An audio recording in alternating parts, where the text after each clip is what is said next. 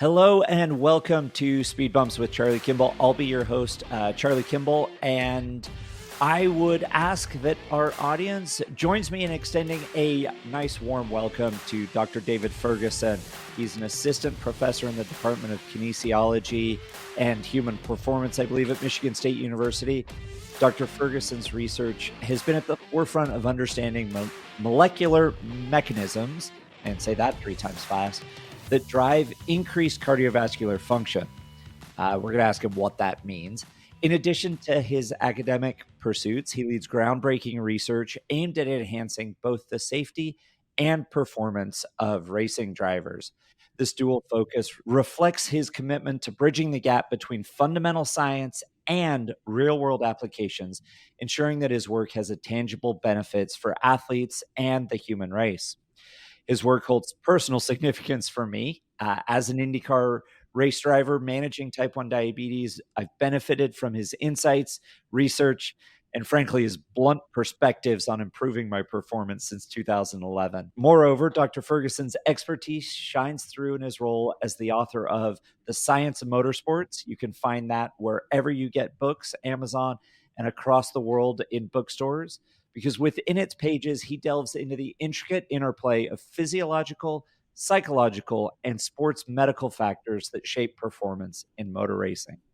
Let us embrace the opportunity to learn from his wealth of knowledge and experience as we welcome Dr. David Ferguson. Dr. Ferguson, thank you for being on the show.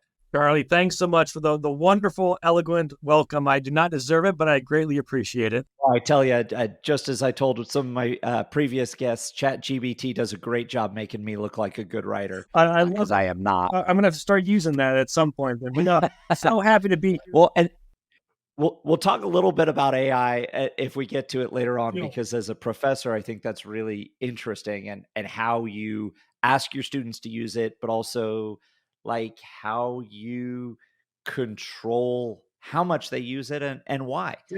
But back to us. We first met at Texas A&M, Gig'em, back in 2011.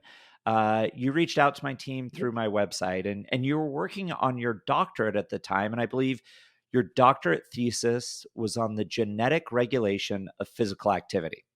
Now, how then and why were you interested in motorsports, racing drivers as athletes, and frankly, more specifically, as me as a racing driver? Yeah. Oh, it's a great question with a very roundy road answer in a bit.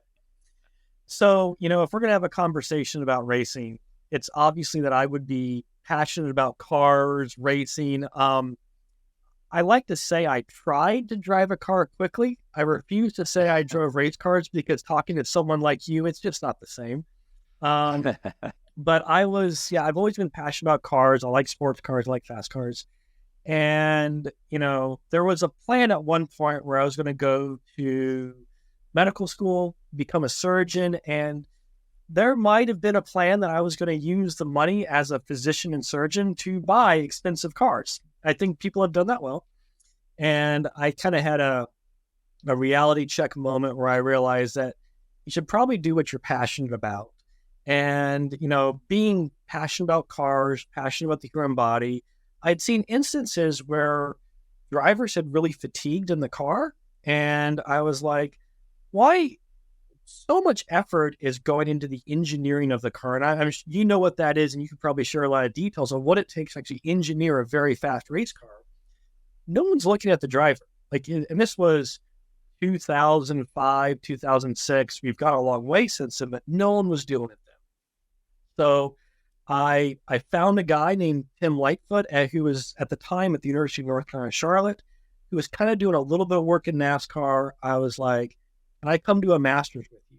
And he said, yep, come on. So we did a project with NASCAR. That was a lot of fun. And we can talk details about that, about what we did.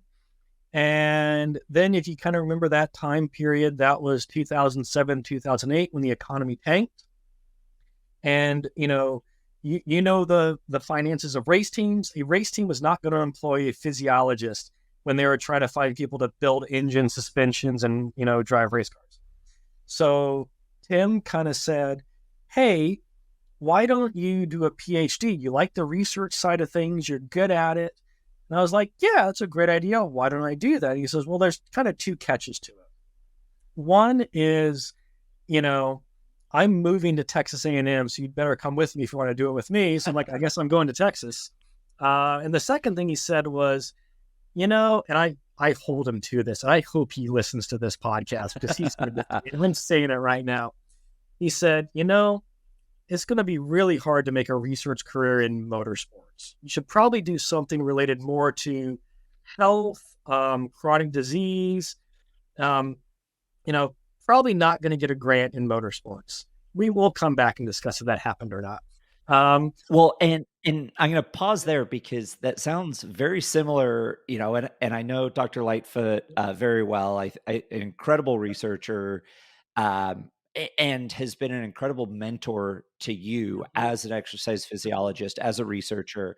And to me, it sounds a little like my parents' advice when I was in high school and racing. They said, I want to make sure you can get into college, so when this racing career doesn't work out, you can get a real job one day. Yep. And like you said, I try not to remind them of that more than once or twice a week. Oh, well, so I'll tell you this anecdotal story. There was another anecdote to that story where we tested a young NASCAR driver that came to the lab, and we didn't talk about the test we've done. You've been through. We did a VO2 max test, which is you put someone on a treadmill and you make them run basically to exhaustion. This person did great. Yes, you do. Yep, and you know it. And I was like, this person did great. He was just getting kind of starting his NASCAR career. I was like, I know this guy's going to be a big hit. He's going to make it huge. And I'm telling Dr. Lightfoot this. And he said, I don't know, David. Like, there are so many people that come into racing that never go anywhere. He goes, probably in 10 years, you won't know the name Jimmy Johnson. So... And for maybe some of our listeners that aren't race fans, Jimmy Johnson has won seven championships. Yep. Yeah. 7-time Jimmy Johnson. Yep. Also had a very, very strong run in IndyCar. So you might not know his name if you have never watched a motorsports race in the last 20 years. Exactly. If you've avoided racing for the last 20 years, you don't know who he is. Otherwise, he's now a Hall of Famer, I believe. I think he was inducted to the Hall of Fame, and I believe he was. So, well, without badgering Tim too much, because he is a great mentor and a great friend of mine, he encouraged me to get to your question was to kind of study something that's a little bit more mainstream, which was the genetic regulation of physical activity. So we know... What does that mean? That's a great point. Let's see if I can remember my original doctoral thesis now. We know that being physically active, going out and, you can call it, again, the set number of steps, exercise, whatever it may be. If you're physically active, you will decrease your incidence of obesity, type 2 diabetes, cardiovascular disease, all these things. But a very, very small percent of the population meets the physical activity guidelines. And so there have been hundreds of millions of dollars spent on research to try and figure out why that is and try to intervene to get there. And at the time, again, this is the early to mid 2000s, there was like, what if you had genes to be active? What if those genes determine how active you're going to be? You have genes that, determine the color of your hair, color of your eyes, how much muscle mass you have. What if it determines your physical activity? So my dissertation, my initial work focused on genes and skeletal muscle that if you had them, it made it easier for you to be active. So we did a series of studies. We did this in mice. We couldn't do this in humans at the time, where we switched the genetic makeup of high active and low active mice. We made low active mice high active mice low active, and it confirmed that, if you have these genes, it will influence your physical activity. So your confirmation, if the research in mice translates to humans, would say that conclusion you could draw is that just like there are people that are genetically predisposed to type 1 diabetes, to type 2 diabetes, to high cholesterol, to cardiovascular challenges, there are people that are predisposed to be active and genetically predisposed to be more or less active or more sedentary. Absolutely. I would say absolutely correct. They are predisposed, not predestined. There are still ways to push that and go into different conditions. But absolutely. So that's what our data show. I like that, predisposed versus predestined, Absolutely. because had a conversation recently on this podcast, and I think the word choice and perspective is very important. She said she chooses to respond, not react. Yes. And so being predisposed rather than predestined is a response, right? You're predisposed to it, but it does not pigeonhole you in a life or in a reduced activity during your life. Mhm. You can work against that disposition. Yeah, absolutely. Absolutely. And I think, and we can kind of talk, I still sort of have that line of research. It's moved kind of a little bit over to look at more how nutrition influences things. But it's really true. Like, just because you have this genetic makeup does not mean you're not going to be active or not be an elite athlete. You still got to put the work in. So, right. And yes, so we did a series of great studies. I'm gonna interrupt you again, because I think I believe there are like racing drivers historically that have had more talent. Yep. And so therefore aren't used to putting the work in to get those skills developed, right? Mhm. So if you're predisposed to be active, you're just naturally more active. Yep. You may not be as prepared to put the work in to be an elite athlete, right? You have to have a baseline of talent or a baseline of activity, but that X factor, that last 0.5% comes down to time in the gym, in the simulator, with the engineers, all that sort of thing, with your coaches, if you're outside motorsports. How very interesting those translations between talent and genetic predisposition and that disposition versus predestined, and being able to put the work in and train that practice. Absolutely. No, absolutely. And I think, you talked about the human performance stuff. I always say, I want to work with an athlete that has a lot of heart and cardiovascular fit, but also the drive to do it. I don't think this is this type of podcast, but you and I could probably sit here and list a lot of drivers that had a lot of talent and didn't go very far because they didn't want to put the work in. But yeah, it's the same. And I think there are a lot of drivers that you look back and go, oh man, like they weren't maybe naturally as capable. Yeah. But they won world championships. They won Indy 500s. They had incredible careers and are legends in their own right, maybe even Hall of Famers. And I'm not talking about Jimmy Johnson. I'm making no references there, but maybe even Hall of Famers, because they worked so hard to put that, you talk about that 10,000 hour mark, that 20,000, hundreds of thousands of hours in the gym, with coaches, all of those things. So why me? Why were you interested in me? And why did we get an email from you in 2011? I think it was maybe late May after my rookie season at the Indy 500, early June. We got an email and my dad goes, "Hey, this is interesting. Like, maybe go down and see this guy." Yeah. So, well, we can talk all about that first visit. I think there's some good stories to share there. Yeah. So, I'll start with, as a physiologist, we talk about human performance. We talk about what the athlete is doing, whether they're running, sprinting, shooting a basketball, whatever they're doing, their muscle is executing an action. And that muscle needs to be fueled, just like a car engine needs to be fueled. If you don't have the gas tank or a working fuel pump, that car is not going to go. So, I'm not sure how much you've gotten into what type 1 diabetes is on this, but if you're type 1 diabetic, you actually have trouble getting fuel, which is glucose, into your working muscle. And, so as a physiologist, we always look at how we're going to get glucose into the muscle, how we're going to fuel the muscle to do what we need to do. And, I was kind of at this transition phase where I'd done a lot of stuff in NASCAR. I had kind of come to Texas A&M. I was still trying to do some motorsport stuff. And I was sort of noodling this idea of, how do you make the ultimate race car driver athlete? And you're going to see where this is going to go in a second. And part of that was, getting fuel to the athlete. And we can go back, but kind of 2010, 2011, the idea of drink bottles or Gatorade and stuff in the car was kind of there, but not really. And so, we talked about me being a car guy. I've always been an IndyCar fan. Like, you can talk about different forms of race. I love all forms of racing now. I've had the benefit of working all, but I'm an IndyCar guy. I grew up with IndyCar in the 90s when it was 1,000 horsepower, when the Penske's were breaking all the records at 500. IndyCar is the end-all be-all for me. Other drivers I work with are going to be very angry with what I just said, but that's okay. I love IndyCar. I think it's one of the last great, grip it and rip it, driving experiences. When you drive an IndyCar, you are driving a monster. And you can talk more about that than I can.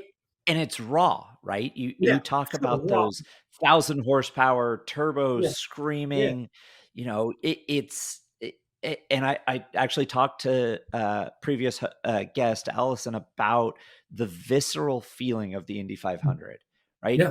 And look, it just gives me goosebumps talking about it because it is raw. It is that pure competition and almost a total competition element in IndyCar. So I get it. You're preaching to the choir with me. I get it, Dr. Ferguson.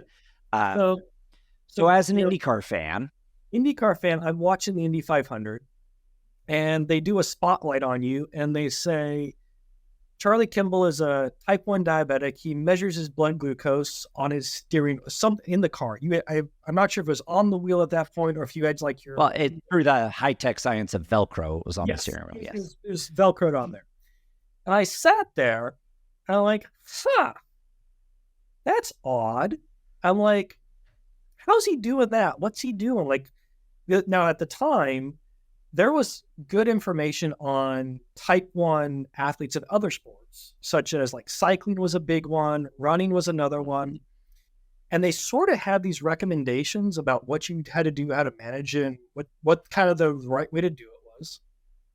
And I'm kind of running through those in my head at the time. And I'm like, I don't think you can do those in a race car. You can't give someone carbohydrates really well. You can't really monitor glucose with a finger stick like you're supposed to. Like the books used to say, do the finger stick. And so I was like, I kind of just sat there and just thought about that. Like, that's interesting. And so it sat in my head all day, every day for about 4 days, at which point I finally said, I'm going to email this guy. I just want to know. And at the time, you were with Chip Ganassi Racing, and the NASCAR project I had just done was with his NASCAR team, Chip Ganassi Racing and NASCAR. So I wrote the email kind of like, I think I said something along the lines of, I'm not a fan. I'm not looking to get anything from you. I've got a connection to Ganassi. Can I please just talk to you about this stuff? Because I think I know how to either make you perform better, but also maybe make drivers safer. I went to go look and find the email, and I was going to read it, and it's in an email address I haven't accessed in like decades, so I have to find it. But I love that you tried, though. If we have time, I pulled some old things that I was going to share on the podcast. Here we go. But so that was it. And I sent the email, and I didn't expect to really get a response. I thought it was going to be, you got hundreds of those. I'm not going to waste my time with this. And I think at first your dad said, why don't you give this guy a call or respond? And so the way I remember it was right after the 500, and I was exhausted mentally, physically, emotionally. It was a big month. And maybe a week or two later, my dad goes, hey, I got this email from, he's an exercise physiologist. He's studying and training at Texas A&M, but he was in North Carolina and did a program with Chip Ganassi's NASCAR team. Let me talk to him, see what it's about. Emailed him back and forth.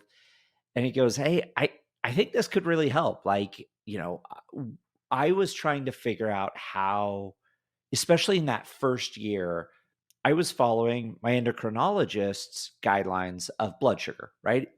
For her, she was more worried about me going low and what's called hypoglycemic, low blood sugar, lightheaded, fainting, passing out, causing an accident. So we were running hyperglycemic compared to what I should be. So I was running higher blood sugar than what I would normally be.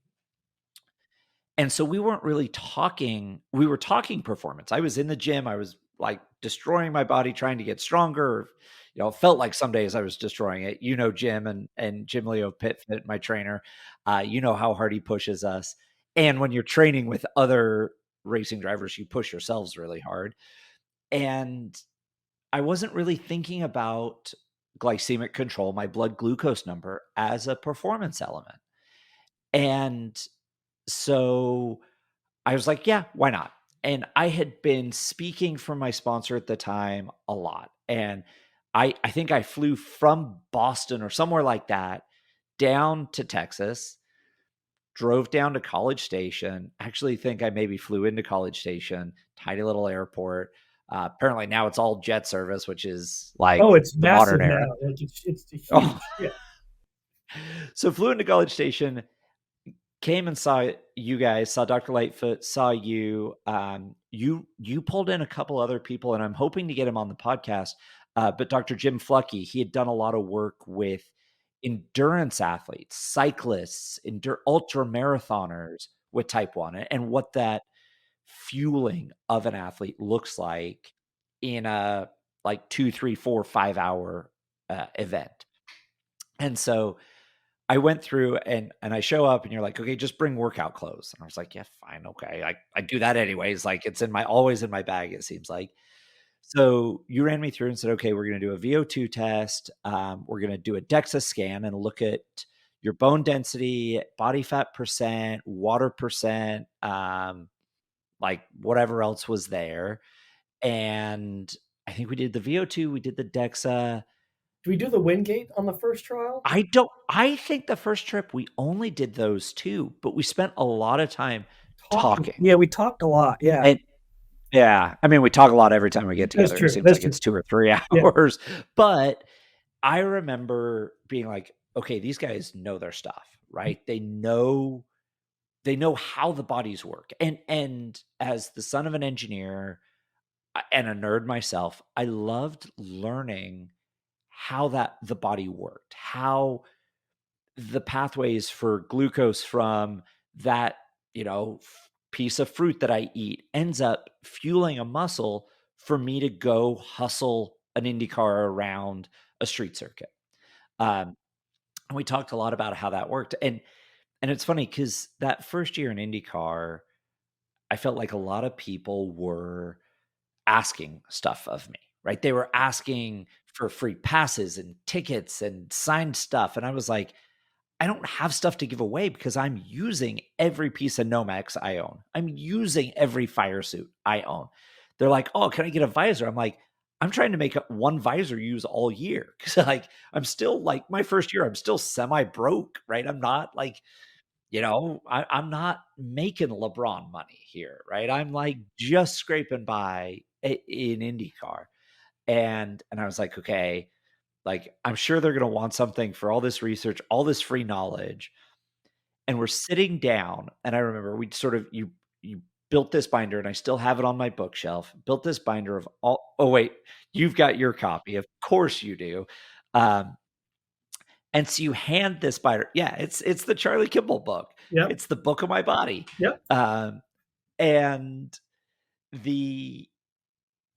after reading through that, I go, okay, well, like, when's the other shoe going to drop, right?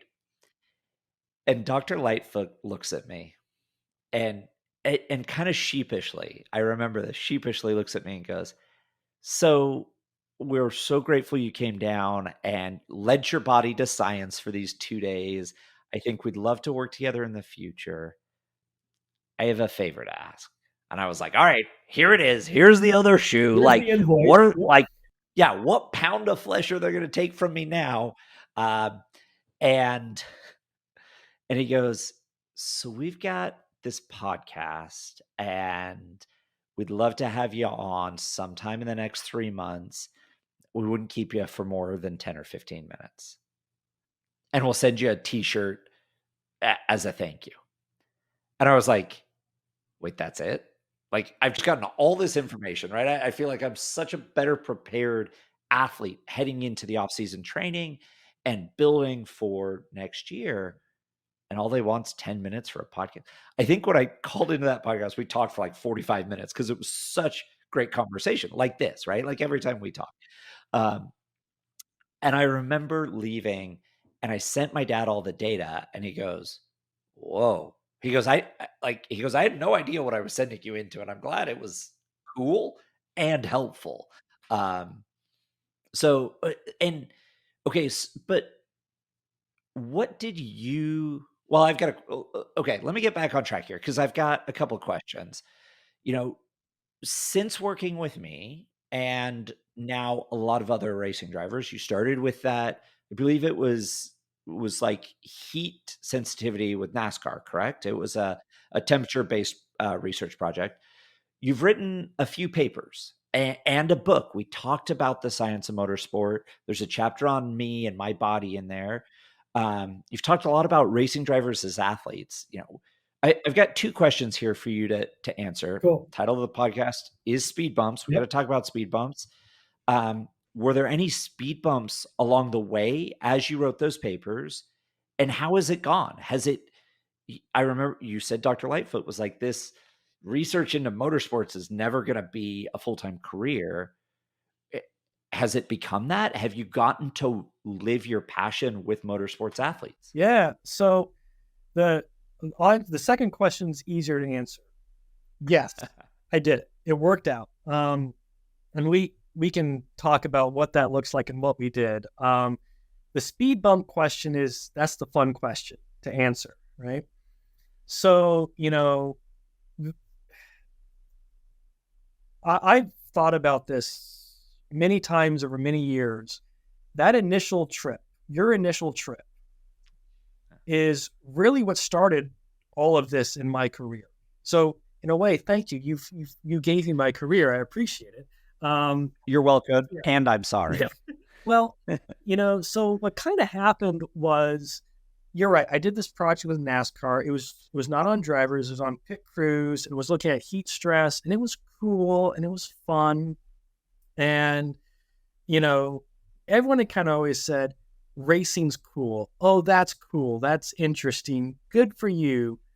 But go do the adult work now. It was kind of like, go do the real science. Right. And you came out and you know, I'm an individual that I really like working with very high performing individuals like yourself, like people that really force me to think and do things. And let's be honest, there were times you asked me hard questions where you're like, what do I need to do, A or B? Because we're going to go try to win the Indy 500. Yeah. And, you know, getting that type of engagement and stimulation, having to think about those questions is fun for me. And like, that's why I have a PhD. That's why I do what I do.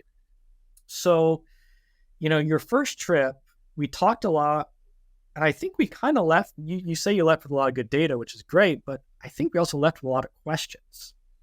Absolutely. And I had to really sit down and start to think about, okay, how do you do this? How do you set up someone, and I'm going to use, we talk about using terms correctly. How do you, you know, prepare a race car driver that happens to have type 1 diabetes, not a type 1 diabetic race car driver? That's the first thing I learned when I first met you. And it turned out just to be a variable we have to consider. And, you know, the traditional academic pursuit would be, well, go to the literature, see what's been done, use that knowledge, and apply it. There's no literature. Like, it's true. There is no data out there. Like, we're sitting here in 2024, and there's going to be probably 400 papers published on like football players. There are 40 published on race car drivers, period. Right. And if we want to talk about the 400 a year, 400 a year in football, 40 on race car drivers total. And if I want to, how many of those 40 have your name somewhere in the byline? Half of them. Okay. So we could confidently say the resource on academic medical publications on motorsports athletes has Dr. David Ferguson attached to them. What we could say that I don't like to be that egotistical, but I will say that. I'll say that for you. Yeah, I'll say it for you, David. So, way back in 2011, I was like, well, then I got to write these papers. If there's nothing out there, we got to write it. And I've got this great driver that seems pretty interested. I can use him. We could work together to do this, not use. Yeah, use sounds a little one-sided. We worked together. I got as much out of it. So, you talk about speed bumps. So I've now been an academic getting close to my 20-year mark. I've been doing this a long time, and I will probably till the day I die say that the paper we did on you is the best science I've ever done. It's when I felt like the most real science, most scientific person, because you had a problem that could not easily be solved, and you had to not only figure out how to do it, you had to invent all the ways to do it. And so we looked at everything from G tolerance, aerobic capacity, strength, all this stuff, and we put it in it. The paper has multiple years of data, and it was so fun to do. And I'll never forget when we finally finished it and I went to go publish it. So probably your audience doesn't know how you publish an academic paper. This is a good thing for me to say, but there are journals, and they are peer-reviewed journals. What that means is you submit your paper, and experts in whatever field you're in are going to review them and usually give you feedback. So they'll be like, okay, this is interesting. This is a novel topic. Ooh, I don't like how you did this method. Why didn't you do this? Or think about this. It's usually constructive. It's usually some form of, well, could you add this? Could you look at this? And you get a chance to revise it. And so I was all excited. My best science I've ever done. We're going to do this. And I remember I submitted to a fairly good journal that's kind of like the Exercise Physiology Home Journal. I probably shouldn't name them on this, but that's okay. Submitted it, and in under 24 hours, got rejected, saying that, thank you very much, but our journal is focused on sport athletes or exercise, and race car drivers don't fit into that. And so you wrote a paper Yep. that took multiple years of data Yep. and multiple different factors and evolved the research protocols based on me Yep. as on my unique physiology Yep. and the unique elements of challenge as a racing driver within IndyCar with type 1. And they liked the science. They just said it doesn't fit our journal because racing drivers aren't athletes. Pretty much. Yep. So what did you do then? So we talk about speed bumps, right? And when you approach a speed bump in life, you can do a couple things. You can just stop and not move forward, right? You can proceed with caution. You kind of go over it slowly. You could say the heck with it and go full throttle and just launch over the speed bump. Or, we like cars. There are now cars that have lifts that can lift it up. You can have your people that help you to kind of help you get over it. So I kind of approached the let's lift each other up. But I was also, in my younger years, I did more the full throttle experience. We're gonna go do this, and we're gonna do this. Yeah. So what happened kind of in an intermediate, I said, fine, I'll just go to a different journal. And submitted to it, I got the same response. And so I actually replied back and I said, what constitutes, you saying they're not athletes? Because we have data on them in the car. We can talk to them about what they're doing. How is this different? And they said, athletes are defined on physiological and psychological benchmarks that exceed that of what the average population does, with special applications to their exact sport. Okay. You have no data I understand that. Yeah, you have no data that says that. So I said, okay. And again, we talked about there was no prior publication that stipulated that. Yeah. Right. Right. So this is actually a good connection. I'm not sure if you know this story. So through your sister, who I met at the Detroit Grand Prix once and was working with the Mercedes Formula One team in, it was PR, I think, or something like Yeah, in event management. Yeah. event management. So she introduced me to someone named Aki Kensa, who is this, he's sadly no longer with us, but this authority on driver medicine, driver performance. And he had at one time was kind of taking care of all the F1 drivers. Right. And so through them, made some contact with his organization. So I said, when I got that email back, I said, all right, we're going to go write the book on what a driver athlete looks like. So, I reached out to them. I kind of started talking to people I know, and I said, we're going to go get people from F1, IndyCar, sports car, and NASCAR, and we're going to basically kind of do like the football combine. We're going to assess their physical performance. And we're going to write this paper that shows not only are they athletes, but they're, far exceeding whatever you consider to be an athlete. So we did this study, and I submitted that paper back to the original journal I submitted to that said not athletes. And so I sent it in there, and you write a cover letter that kind of says why you should be in there. And usually it's like a summary of your results. Dear editor, thank you for the opportunity to submit your work. Yeah. So I wrote, dear editor, thank you for motivating me to research an undocumented area of how race car drivers are athletes. I've taken your advice to heart. I now present quantifiable, undeniable data that shows race car drivers exceed the metrics for physical attributes of the athletes in soccer, hockey, and the NASA space program. I welcome any feedback you may have.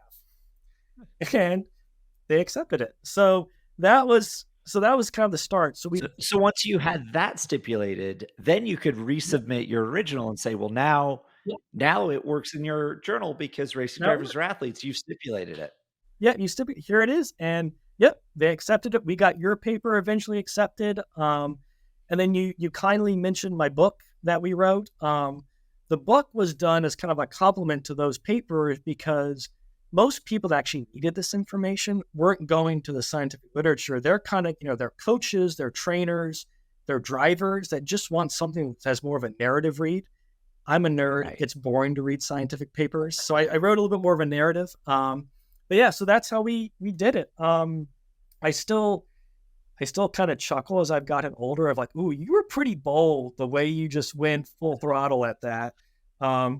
I think you may have made a comment to me about that at one point as well. But yeah, but it took that brash level to try and shake the field to say, you need to pay attention to this. Well, and as a motorsport athlete, as a racing driver myself, I think we all appreciate because for years, I remember in high school, I was racing go-karts and cars after I got my driver's license at 16. And people said, well, you're not an athlete. Like, and I won't debate sports and what are athletes and what are not. But for the longest time, people are like, oh, IndyCar drivers, they're not athletes. And then you go, well, we don't have power steering. Yep.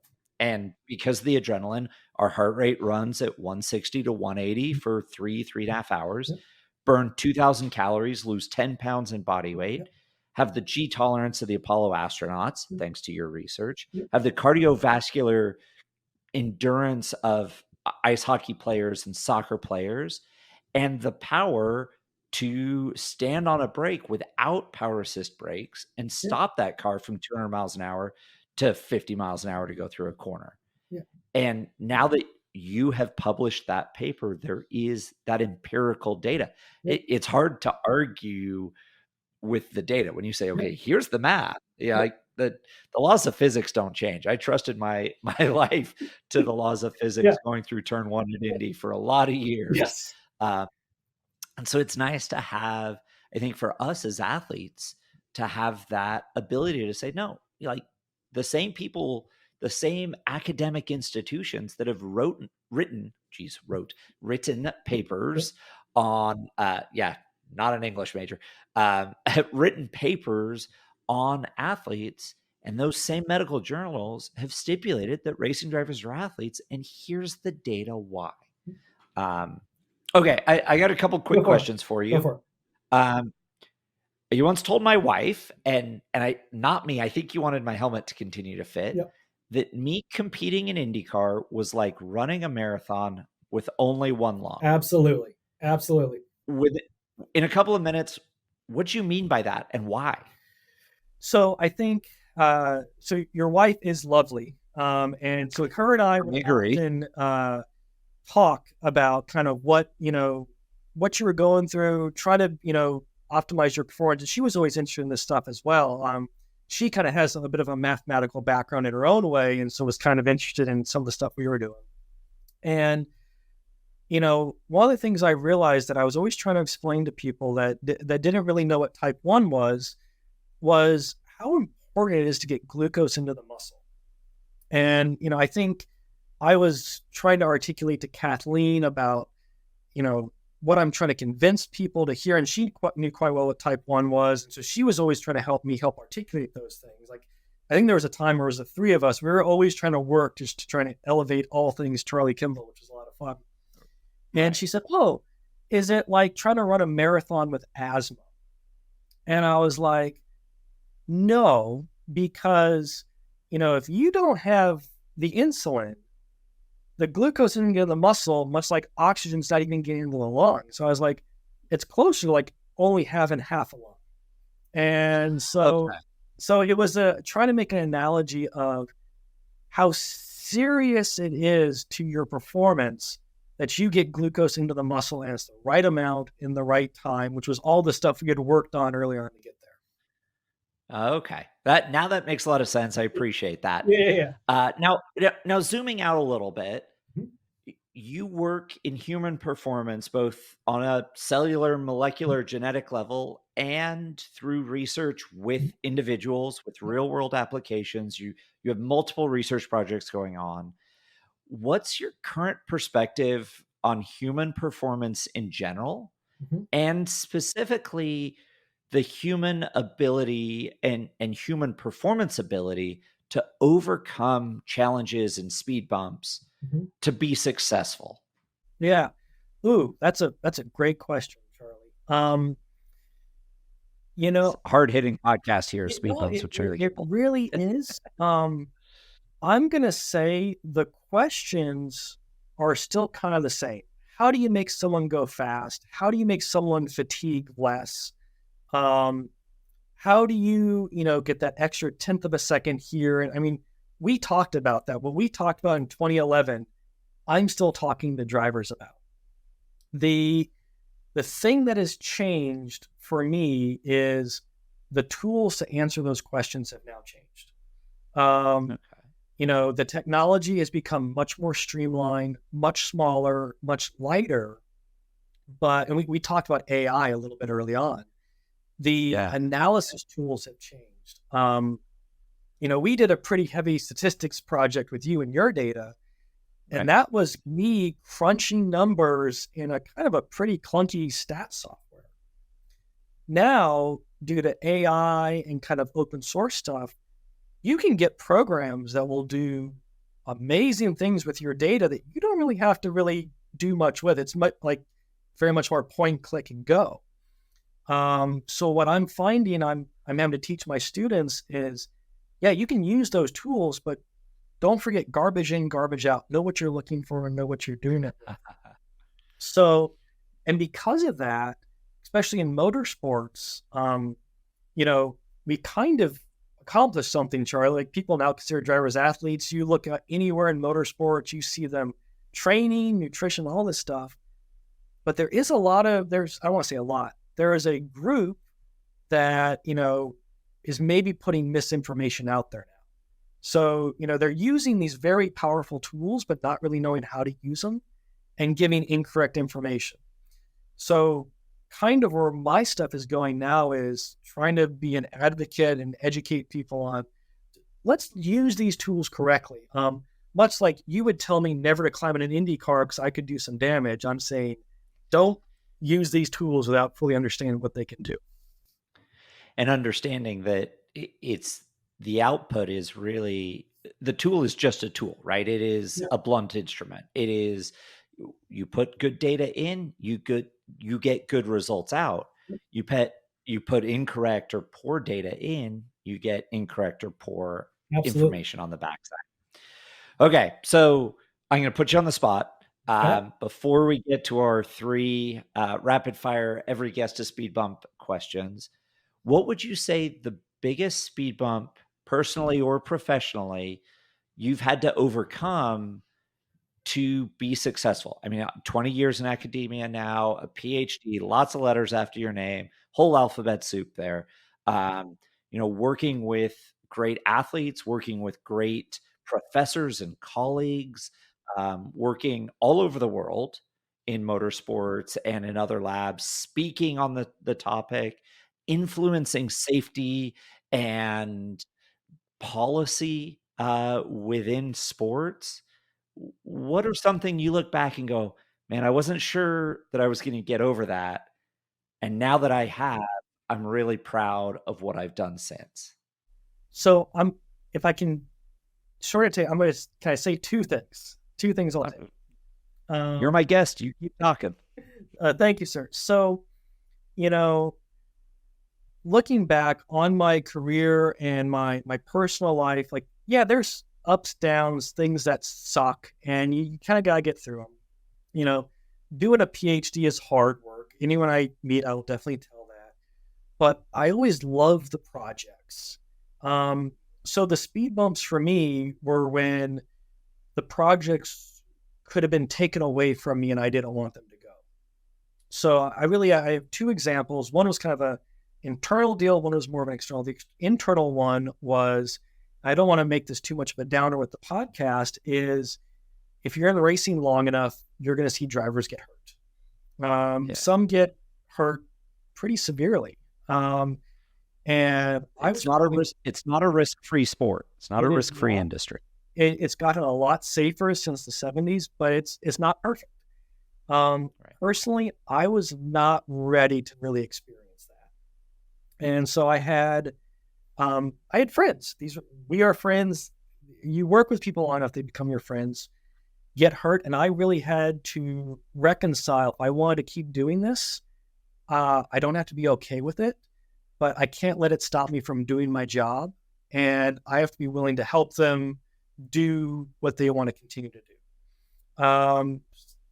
Wow, that I'm actually going to stop you there, because that really it gave me goosebumps. Firstly, secondly, I think as athletes and as the drivers ourselves, we understand the risks and we understand the benefit, right? We get to go out and live our dreams and go really, do what we want in a race car. And there are a lot of times we don't stop and think about the effects on those around us, right? Our friends, our loved ones, our spouses, our parents, our kids eventually. And to hear you talk about it is really interesting. Really interesting. And I guess maybe I hadn't considered that. I had never considered that perspective from someone like you who does research and has friends that are drivers and watches on TV. And I get it, because I go to football games I went to football games when I had friends playing, and I was like, oh, yeah, it was a big hit, I hope he gets up. Not, oh man, he threw a turnover or whatever. Like, it was just like, oh, like that perspective flips 180. And thank you for sharing that. Yeah, no. And I think, I never really thought about it. In fact, I don't think you and I ever talked about, well, what happens if you get hurt or not? Like, it's one of those things of when it happens, you're there, you experience a wide variety of emotions. And for me, they're all very negative. And there's all, which as they should be, like, you should not be happy in this. Right. But right. I really, right. I had to really reconcile of, if I'm going to do this, I don't have to be okay with it, but I'm going to keep trying to help these individuals. And I've sort of shifted my work also to include some safety stuff. So what came out of this was, we developed some new technology to monitor the drivers to kind of keep them safe and everything. So that was one speed bump.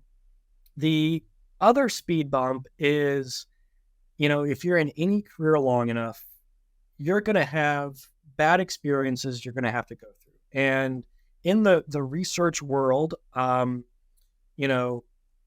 integrity is our research integrity, right? If you do research misconduct, if you make data up, if you do something like that, it's career over, it's done. And we take a lot of pride in that. And unfortunately, I've worked with amazing people, great students, great individuals, but not everything works out perfectly every time. I had a student, accuse me of research misconduct that resulted in a 1.5 year investigation that was horrible to go through. It was miserable. I was cleared of everything. Like they went through everything in my life basically and said, actually, no misconduct was done. You're completely good. Go back to your job. So what you're saying is those investigators now know my name because there's been They a do. lot of research. They do. Okay. All right. I will. Well, I'm glad to hear they've cleared it. We've talked about this off Yep. the air, obviously, over the last couple of months, the last couple of years, as this process happened, and I'm glad it's Yep. resolved. Looking back on that situation and that process, does it change your perspective on the work you do? Absolutely. The one thing I realized was that while this was one student that did one thing, I've got amazing students that do amazing things.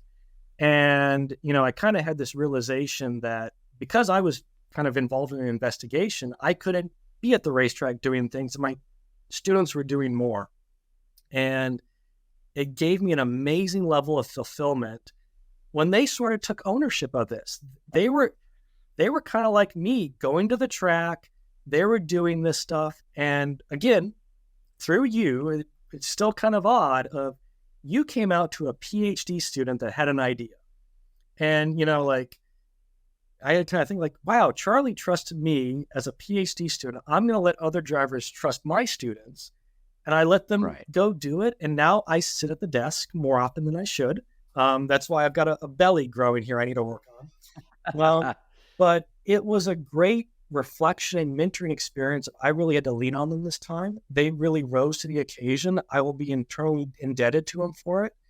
But it kind of led to a different way of the way I do things now where, we're getting older, Charlie, but we're not old yet. Where my role is now shifting up. It's my time to start training the next generation to go do this. David doesn't need to be running around the racetrack anymore, but there are people like Abby and Aiden who unfortunately you haven't met, but I'd love for them to meet you, that they're going to go do this stuff now. So, I guess, thank you for my slight therapy session here, Charlie, of talking about things that were not great. But what kind of came out of it is, I really kind of had to learn I'm going to modify how I do things. I'm going to modify my work approach. And at the end of the day, drivers are still going to be healthy and safe. We're still going to accomplish that. But now I feel really confident that at whatever point when I'm no longer doing this, there are others trained out there doing it. And then I won't have half the publications. There'll be other people out there. Well, that's fantastic to build for the next generation. Yeah. All right, we're getting close on time. And if possible, I'd like to reserve the right to recall you as a future guest because we didn't even get to talk about the LBNP and G tolerance and some of the really cool tests we've done. So I'll reserve that right. But you got it. I like to ask all my guests here on the podcast sort of 3 rapid fire questions. So first up, what's the best advice you've ever gotten and from whom? The best advice I've ever gotten. So probably came from my dad. So my dad was a professor and an academic. And when I kind of went down this path, he always encouraged me to, pursue what you're passionate about, be thorough, do it with integrity, and trust your gut. So that was kind of probably the best advice I've ever gotten. It fits into a lot of the things I've done, but yeah, absolutely came from my dad. Okay. And then what's your dream car if you had this car in your garage, it would be perfect. And do you have a plan to get it if you don't have it already? I've got one right now that is pretty cool. I like this pretty well. The dream car would be a 1966 Ford GT40. All right. Okay. All right. So keeping an eye on Craigslist for that then. Yeah. I got to do a lot more to get there. I think they're going in the $20 million range right now. So Yeah, a little bit more. Now you've gotten to go cool places as athletes. We get to go cool places, meet cool people, have really great interactions. What's the most interesting, coolest, memorable, personal interaction, conversation, meeting, other than me, than you've ever had? So you kind of got me off the knees there, Charlie, because anytime I answer this question, I say you when we talk about all our stories.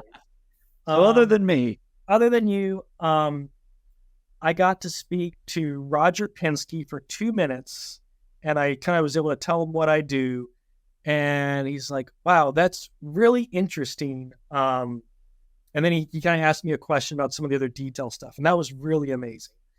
But that was a 2-minute conversation. As for like just really interesting, in-depth conversations of learning wild stuff, sitting with Aki Hinsa at the U.S. Grand Prix at Coda and asking all the questions that have kind of been in my head about motorsports, because I was still, this would have been 2013, I think. Like I was still kind of early stages of doing this, and having him share his ideas, confirming things I thought were right, saying things, no, that's wrong.